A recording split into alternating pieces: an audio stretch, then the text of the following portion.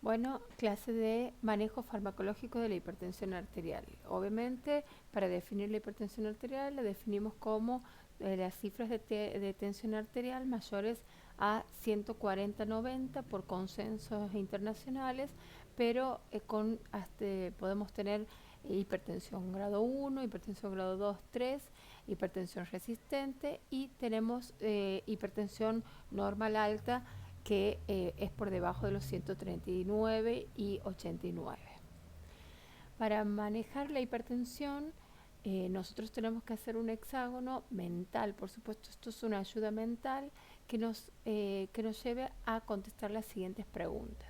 Primero que tenemos que saber, como lo hemos hablado en clases, la fisiopatogenia, cómo hace para ser hipertenso, la etiopatogenia, si es primaria o secundaria, fundamental, el daño en órgano blanco, si hay insuficiencia cardíaca, si hay insuficiencia renal, si hay daño en la retina, si hay trastornos arteriales o cerebrales, etc. ¿Cómo es el entorno? Si tiene comorbilidades, si se puede evaluar el riesgo cardiovascular, si hay obesidad, diabetes, no es lo mismo elegir una estrategia con fármacos antihipertensivos para un paciente obeso que para un paciente atleta, para un paciente con enfermedades cardíacas, con bloqueos, con anginas de pecho, que para un paciente EPOC. El individuo hay que saber qué carácter tiene, qué nivel económico, cómo son sus hábitos, qué herencia tiene, porque obviamente nosotros tenemos que definir si el paciente puede adquirir económicamente la medicación, si va a poder tomarla en los horarios que corresponden, qué tipo de herencia tiene, etcétera, intolerancias, etcétera. Y diagnóstico que tiene en realidad si es hipertenso y si hay que medicarlo de por vida o si hemos llegado a la conclusión si es secundaria, se trata la causa y en una de esas podemos controlar la hipertensión. Dicho esto, vamos a hacer un repaso de la fisiopatogenia que regula la presión arterial y la consecuente patología que es la hipertensión. Si nosotros sabemos que el gasto cardíaco está regulado por la frecuencia cardíaca y el volumen sistólico y que a su vez el volumen sistólico está relacionado con la contractilidad y con la precarga que está influida por el tono venoso y el volumen intravascular, nosotros podemos utilizar todos estos mecanismos compensatorios que regulan el volumen sistólico, el gasto cardíaco y por ende, por añadidura, la presión arterial.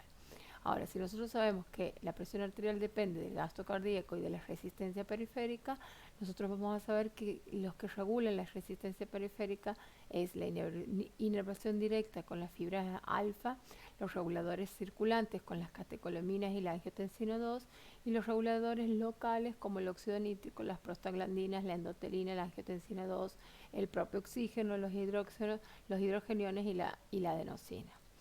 Sabiendo esto, repasando esto de fisiología, podemos y conociendo farmacología general, nosotros podemos deducir cuáles son las drogas que nosotros podemos poner, los fármacos que podemos poner que regulen este sistema fisiológico y así poder regular la presión arterial. Bueno, nosotros en clínica lo que hacemos es clasificar en fenotipos a la hipertensión. Tenemos un fenotipo hipodinámico, normodinámico e hiperdinámico.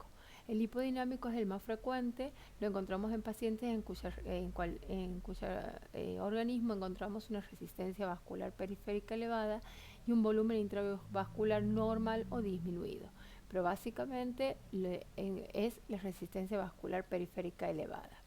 Los normodinámicos o hiperdinámicos son con o sin aumento del gasto cardíaco, son estados con aumento del volumen del factor sodio intravascular o de las catecolaminas circulantes, como podemos, por ejemplo, en estados hipercatabólicos o anémicos o hipertiroideos o con feocromocitomas, etcétera. Bueno, lo que decíamos antes, si nosotros tenemos que regular la frecuencia cardíaca, tenemos los beta bloqueantes y los bloqueantes cálcicos. Si queremos regular la resistencia periférica, ubicamos aquí los antagonistas alfa, los agonistas alfa 2 centrales, los antagonistas alfa 1, agonistas alfa 2 centrales, inhibidores de la renina, los IECA, los ARA2 e igualmente en los reguladores locales tenemos los antagonistas de la endotelina, los que movilizan el óxido nítrico, los inhibidores de la renina, los IECA y los ARA2. Y si queremos queremos modificar el volumen intravascular, sin duda tenemos como nosotros como una herramienta los diuréticos, y de alguna manera tenemos los IECA y los antagonistas AT1 para poder regular indirectamente la regulación de sodio y agua al intervenir en el sistema renina-angiotensina-aldosterona.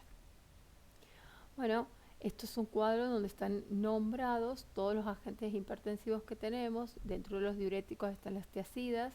Sabemos que dentro de los diuréticos están los diuréticos de ASA, que no son antihipertensivos per se, los ahorradores de potasio, los antagonistas de los mineralocorticoides como la espironolactona y la esplerenona, pero van en el cuadro para poder clasificarlos como diuréticos. Tenemos los simpaticolíticos, como los de acción central, como el alfa-metildopa y la clonidina, que se utilizan básicamente por excelencia en las embarazadas, los bloqueantes ganglionares, los bloqueantes adrenérgicos como la guanetidina, que no se usan prácticamente, los beta-bloqueantes como atenolol, propanolol, y los bloqueantes adrenérgicos como prazosin, que se utilizan en la hipertrofia prostática, no como un antihipertensivo per se. Los vasodilatadores directos, como la hidralacina, que es vasodilatadora arterial, y los arteriales y venosos, como el nitroprusiato. Dentro de los bloqueantes cálcicos vamos a nombrar la nifedipina, el diltiazem, la amlodipina y la carnidipina, y dentro de los que actúan sobre el sistema renina-angiotensina-aldosterona, por supuesto que los más importantes, que son el enalapril, el ramipril, el losartán, el valsartán y el candesartán, y los inhibidores de la renina, que es el alisquirel. Si tenemos que hablar de vasodilatadores, como son los inhibidores del AT1 o ARA2, vamos a decir que son de una afinidad, tienen una afinidad alta por el receptor, se pueden usar como monoterapia, o sea, solamente el ARA2, o combinados. Generalmente se combinan, por ejemplo, con diuréticos o con beta bloqueantes o con bloqueantes cálcicos. Son muy bien tolerados. En clase hemos dicho que el índice terapéutico es bueno, es alto, o sea, son seguros. Se administran por vía oral, o sea, su forma farmacéutica son comprimidos, su biodisponibilidad y su vida media son variables según el ARA2 que elijamos, y tiene una eliminación biliar y renal. Bueno, entre ellos conocemos el losartán, irbesartán, valsartán, olmesartán, candesartán, telmisartán, acilsartán y eprosartán. Sus efectos farmacológicos, importantísimos que sepan, esto los tienen que saber de memoria: disminuyen la resistencia periférica total, disminuyen la presión arterial, reducen la hipertrofia cardíaca porque disminuyen el remodelado arterial, aumentan el flujo renal, hay un moderado aumento a corto plazo de la diuresis y de la natriuresis, y son prácticamente de elección. En las reacciones adversas no producen tos, hay menor angioedema, pueden producir hipotensión, azoemia e insuficiencia renal aguda. Como hablábamos en la clase, la insuficiencia renal aguda se da porque cuando hay una estenosis arterial bilateral de la arteria renal, cuando se disminuyen las presiones de la arteria aferente que llega al riñón, y hay una disminución del filtrado glomerular por consecuente porque no actúa sobre la eferente, nosotros tenemos una disminución de las presiones y por lo tanto del filtrado, y puede provocar una insuficiencia renal aguda cuando el paciente tiene estenosis bilateral de la arteria renal. Bueno, aquí tenemos básicamente que los inhibidores del AT1 o ARA2 son los que se bloquean este receptor. Este receptor tiene como función vasoconstricción, apoptosis, retención de sodio de agua, dipsogénesis, liberación de la vasopresina, liberación de la aldosterona, angiogénesis, disfunción endotelial, proliferación e hipertrofia y fibrosis, aterosclerosis, trombosis, arritmogénesis, estimulación del sistema simpático, etc. Todo esto produce el agonismo cuando uno se une a este receptor y produce el efecto. Como estos son antagonistas selectivos de este receptor, se unen, tienen mucha afinidad y disminuyen todas estas complicaciones. Al disminuir este efecto, porque lo bloquean, aumentan indirectamente el receptor, esto no lo hemos dicho en clase, Este receptor, que es el angiotensina 1,7, que hace, aumentan la vasodilatación, la liberación de óxido nítrico, disminuye la fibrosis, la hipertrofia, la trombosis, etcétera, y todo esto. Entonces, al tapar aumentan esta actividad de manera indirecta y el fenómeno de los efectos son favorables. Bueno, las dosis más utilizadas son en el losartán 25, 50 o 100 miligramos, pueden darse por cada 24 o cada 12 horas.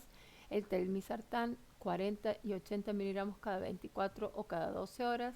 El valsartán tiene una dosis de 80, 160 y 320 miligramos cada 24 o cada 12 horas. Y el candesartán tiene 8, 12 y 32, y este sí es solo cada 24.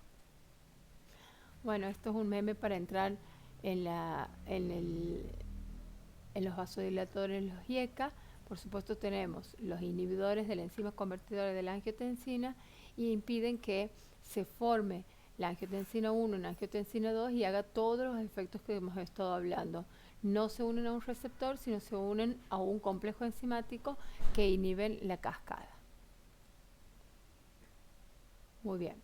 Dentro de ellos tenemos el enalapril, el lisinopril, el captopril, el ramipril y el imipril. Los vasodilatadores, como los IECA, se administran por vía oral. El captopril y el lisinopril se modifican con los alimentos, deben darse alejados, tienen una semivida variable, eso los diferencia, tienen una eliminación igual que los ARA2 renal y biliar. La mayoría son prodrogas, tienen un alto índice terapéutico, eso quiere decir que son drogas seguras y se utilizan como monoterapia o combinados de la misma manera que los ARA2. Pueden combinarse con beta bloqueantes, con bloqueantes cálcicos y con diuréticos tiacídicos. Hay escuelas que utilizan, para asegurarse que esté todo el sistema renina-angiotensina bloqueado, utilizan los IECA y los ARA2, pero no es lo conveniente. Bueno, los efectos farmacológicos son exactamente iguales a los ARA2 y las reacciones adversas de los IECA son angioedema, tos, hipotensión, hipercalemia, insuficiencia renal aguda por la misma causa, neutropenia y exantema cutáneo. En este sí quiero que sepan que se da mucha tos y que sí se ve un exantema tipo lupus en la piel. El rango de dosis en la dosis efectiva son 5 a 10 kilogramos día, pero el comprimido viene de 2,5, 5, 10 y 20 miligramos de enalapril. Generalmente 20 miligramos cada 12 horas es lo máximo que uno da enalapril antes de combinar, pero como ustedes verán, la dosis tóxica y la letal y la tóxica es muy, muy superior, son 10 veces más a la dosis máxima que se da terapéuticamente, porque es un fármaco muy seguro.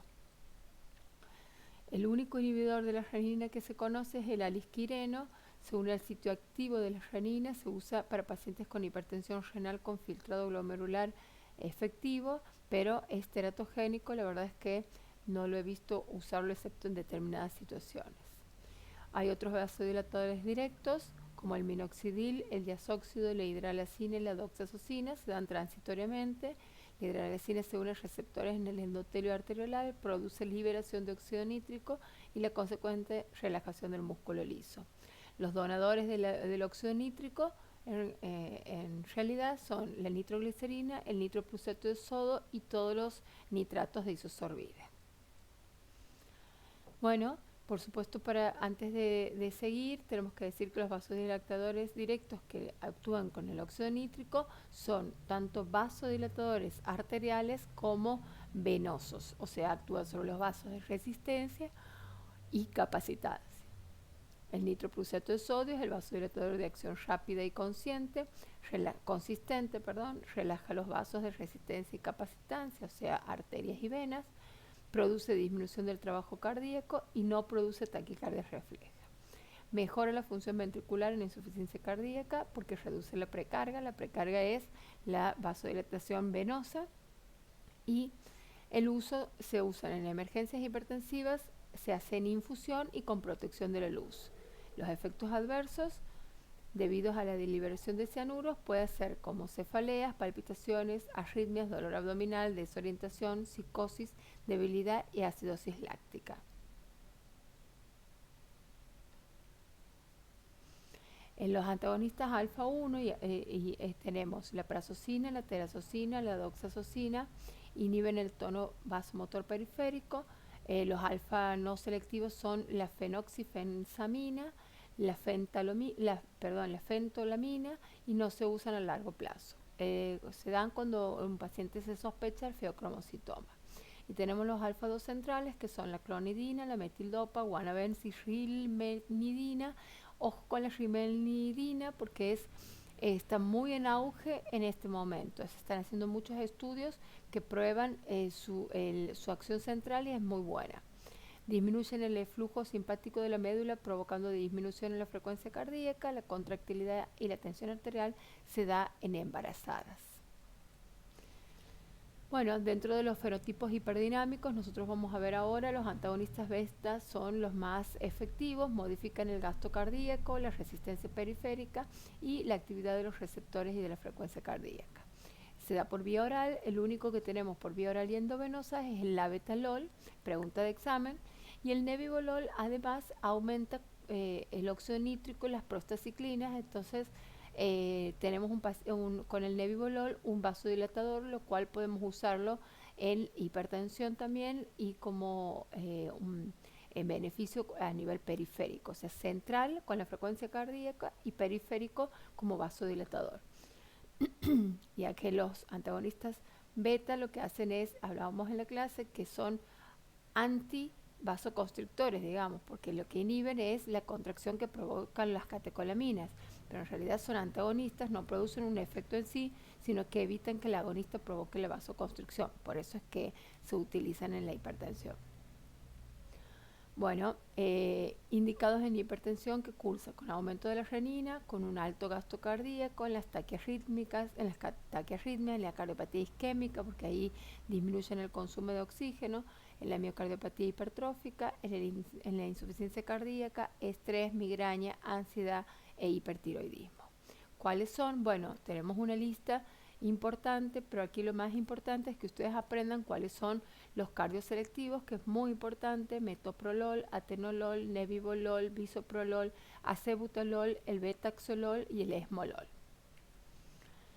Dentro de los bloqueantes cálcicos, seguimos con los vasodilatadores, tenemos los bloqueantes cálcicos que actúan sobre el canal de calcio, el receptor transmembrana, canal de calcio dependiente del voltaje, que es el tipo L. Lo que hace es disminuir el ingreso de calcio a la célula, por lo tanto los enlaces cruzados de actina y miosina no se producen, entonces inhiben la contracción del músculo liso vascular. Dentro de los bloqueantes cálcicos tenemos las dihidropiridinas y las no hidropiridinas. Las dihidropiridinas, la amlodipina, la lecanidipina y nifedipina, que son las que no modifican la frecuencia cardíaca, y las otras como el verapamil y el diltiazem que sí lo hacen. Son inotrópicos y cronotrópicos negativos, se usan generalmente combinados, es muy difícil que se use como monoterapia, pero sí se usan también. Hay pacientes que toman amlodipina solamente o lecanidipina y andan muy bien. Son útiles en la hipertensión asociada a taquicardias supraventriculares y en la cardiopatía isquémica, ya que provienen el vasoespasmo.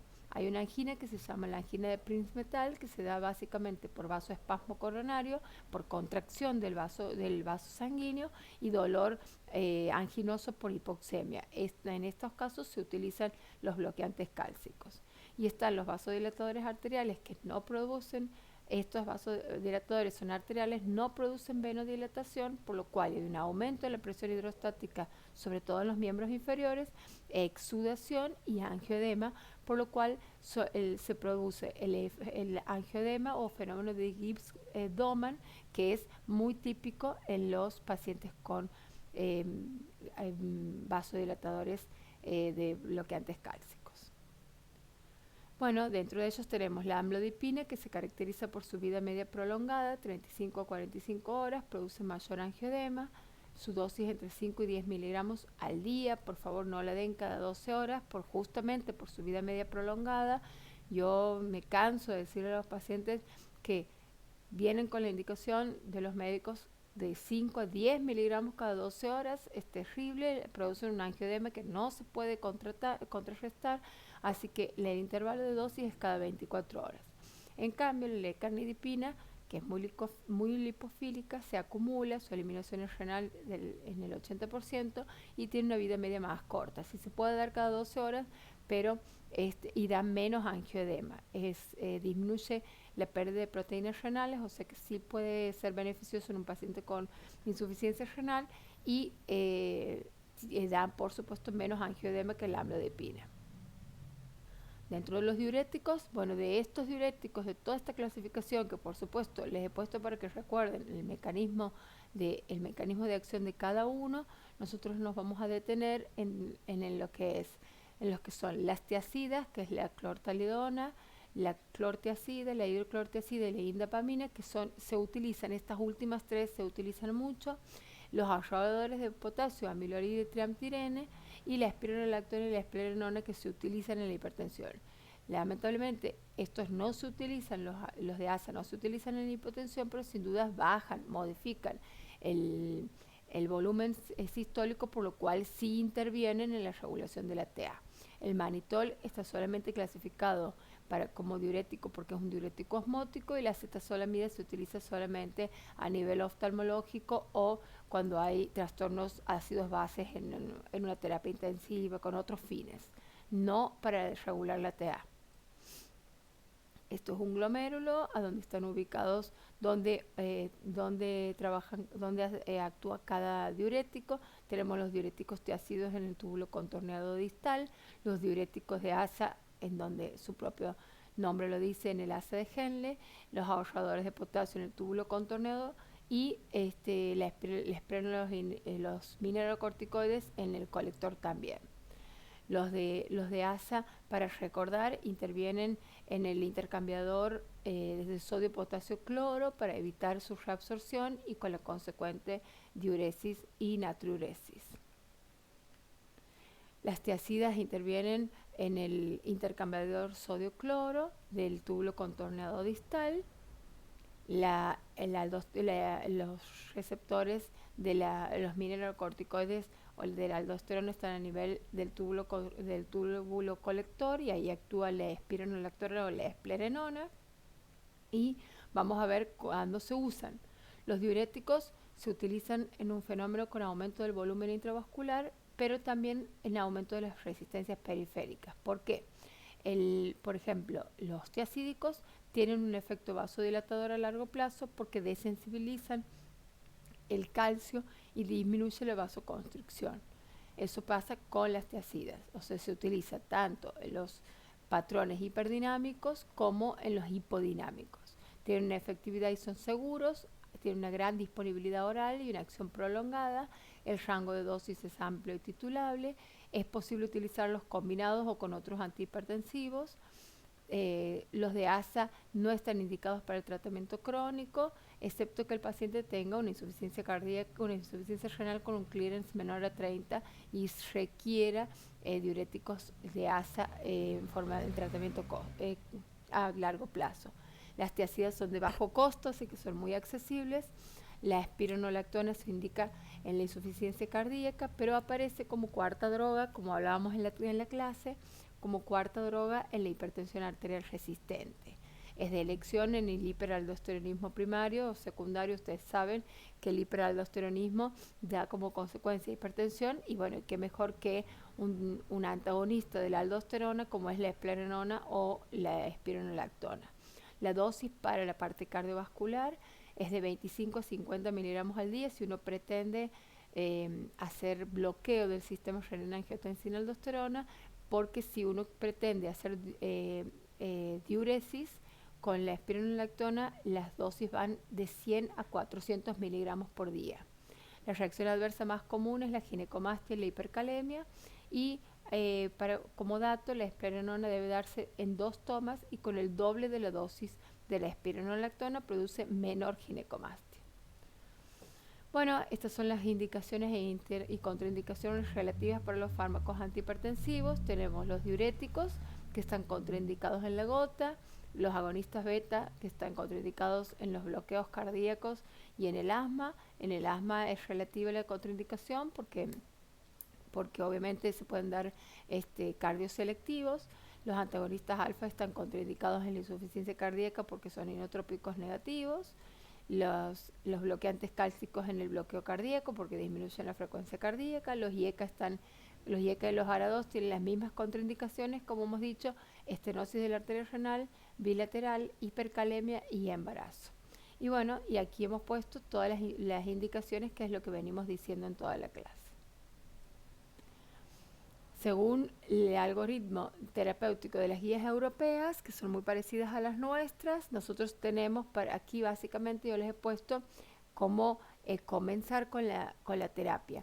Se puede elegir una monoterapia o si el paciente es con un riesgo muy aumentado cardiovascular, se puede directamente comenzar con 2 fármacos. En la monoterapia se puede cambiar a otros si el paciente no tiene respuesta, o llegar a la monoterapia dosis plena. Ahora, si yo elijo un fármaco y con ese fármaco no llego, a pesar de llegar a dosis plenas, no tengo un control de la TA, puedo combinar 2 fármacos. Si esos 2 fármacos a dosis plena no funcionan, cambio a otra combinación diferente, o puedo combinar hasta 3 fármacos. Ahora, si yo empiezo con combinación de 2 fármacos, combinación a dosis plena de los 2. Si no llego a dosis plena a controlar la TA, tengo que combinar 3 fármacos. O puedo directamente con la combinación de 2 fármacos a dosis no plenas añadir un tercer fármaco. Acuérdense que después de combinar 3 fármacos a dosis plena, si el paciente continúa con hipertensión, nosotros tenemos que clasificarlo como hipertensión resistente y pensar en la espironolactona como 4ª dosis. Estos son las posibles combinaciones. Podemos combinar los IECA con diuréticos, o los IECA con bloqueantes cálcicos, o los IECA con los beta bloqueantes, que no está aquí la combinación, pero sí se puede. Los ARA2 lo mismo, con beta bloqueantes con diuréticos. Esta es la combinación más adecuada con estos 2. Y tenemos que es no recomendable, por eso aquí ve lo que le decía al principio, es no recomendable los ARA2 con los IECA, ¿sí? Y útil, pero con limitaciones, utilizar los beta bloqueantes con los diuréticos, por ejemplo. Y los menos recomendables, los menos probables, es que uno utilice en otros, aquí que dice que son básicamente los vasodilatadores mediados por los óxidos nítricos, que se combinen con todo esto, pero créanme que uno llega a combinaciones muy estratégicas cuando tiene pacientes que se resisten a la hipertensión o que no pueden acceder a ciertos fármacos. Dentro de la crisis hipertensiva tenemos que es una entidad heterogénea, abarca 4 categorías: emergencia hipertensiva, urgencia hipertensiva, hipertensión de riesgo indeterminado, hipertensión aislada, y todas tienen que cursar con la presión mayor a 180-120. Esta crisis hipertensiva tiene que tener riesgo de daño en órgano blanco, como cerebro, corazón, riñones, ojos, etcétera. ¿Cuáles son los síntomas? Bueno, ustedes ya lo deben haber visto en emergentología o en clínica médica. Los síntomas de las crisis hipertensivas son pacientes que pasan desde dolor de pecho, cefalea, diplopía, visión borrosa, cervicalgia, abotagamiento, encefalopatía, etc. Tenemos la emergencia hipertensiva, que ya hay daño agudo, por ejemplo, cuando el paciente está encefalopático o está cursando un ñam o hace edema agudo de pulmón. Todo esto es una emergencia hipertensiva. El daño está causado directamente por la hipertensión elevada. Los síntomas, como les decía, encefalopatía con o sin ACV, disfunción ventricular izquierda con o sin edema agudo de pulmón, ANGOR con o sin ñam, insuficiencia renal, retinopatía como hemorragias y exudados retinianos, edema de papila, disección de aorta con o sin ruptura. Todo eso se puede dar con una crisis hipertensiva en emergencia. El descenso tiene que ser rápido, pero debe ser menor al 25%, o sea, entre un 10 y un 15% al ingreso UTI por vía parenteral. Importantísimo, vía parenteral. ¿Cuáles son los fármacos en la emergencia hipertensiva? Nitroprusiato de sodio, la dosis inicial es de 0,25 microgramos kilogramo minuto. Debe evitarse en pacientes coronarios o con ACV o insuficiencia renal o hepática y en la disección aórtica. Se puede utilizar NTG-Siro en dosis de entre 5 a 100 microgramos por minuto para pacientes con insuficiencia cardíaca, insuficiencia congestiva y edema de pulmón. La NTG es muy buena para el edema de pulmón porque disminuye también las presiones pulmonares. El labetalol también es una opción, se da endovenoso en 20 miligramos, puede ser repetido cada 10 minutos con un rango entre 20 a 80 miligramos hasta un máximo de 300 miligramos o por infusión continua lo pueden programar a 0,5, 2 miligramos en minuto, sobre todo en la disección de aorta porque controla la frecuencia cardíaca. Si se sospecha feocromocitoma o intoxicación por cocaína, el labetalol o el metoprolol en una dosis inicial y seguido de dosis próximas endovenosas cada 6 horas es importante, se puede usar la fentolamina. En el enalapril se utilizaba antes como enalaprilato, endovenoso cada 6 horas, y el fenoldopán en insuficiencia renal aguda también se utilizaba la nicardilnidipina, pero yo no la he visto, no sé ni siquiera cómo es la presentación. En la urgencia hipertensiva no hay riesgo de órgano blanco, pero no está el daño en la hipertensión, pero es tan elevada que causa el mismo.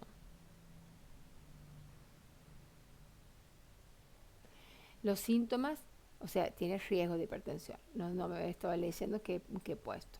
Los síntomas, cefalea, mareos, diplopía, etcétera, se debe verificar si no hay daño como hemorragias y exudados retinianos, insuficiencia renal que nos den la misma sintomatología. La reducción de la presión debe ser gradual. Esto lo vamos a hacer entre un 20 y un 25% con respecto a la del inicio, pero tenemos casi 24 horas para poder controlar esa hipertensión. No se disminuye la presión arterial diastólica a menos de 60 milímetros de mercurio por la hipoperfusión en diástole que provocamos en las coronarias. El tratamiento depende si es debut de la hipertensión o si es una condición, una reagudización de una condición preexistente. Hay que ver la edad, la condición, el contexto del paciente. Los fármacos más utilizados, los IECA, los ARA2, los beta-bloqueantes, amlodipina, diuréticos, etc. En cambio, en la hipertensión arterial aislada tenemos que es una elevación aislada de la TA, hay que asesorar acerca de los estilos de vida, se indica por recomendación los bloqueantes cálcicos tipo dihidropiridinas como la amlodipina, la nifedipina, la nitrendipina, la lecanidipina y las tiacidas. La recomendación es 1A, no IA, sino 1A que dan para estos fármacos que son seguros.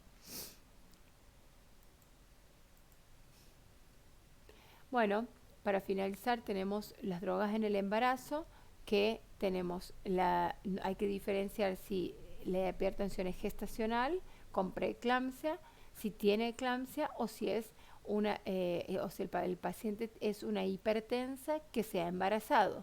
No es lo mismo estar la hipertensión en todo el embarazo por preeclampsia o hipertensión gestacional. Ahí vamos a elegir metildopa, labetalol, hidralazina y nifedipina, pero cuando tenemos esa paciente que sea hipertensa previamente o tenga preeclampsia o hipertensión gestacional y haga una urgencia hipertensiva o una emergencia, tenemos como drogas la nifedipina, el labetalol. Pero ya en el puerperio nosotros podemos usar los IECA y los ARA2 más un diurético. En cambio, si esa paciente tiene hipertensión por preeclampsia y hace una eclampsia, hace convulsiones, nosotros tenemos que interrumpir el embarazo, controlar con sulfato de magnesio y antihipertensivos, por lo general el labetalol. Gracias.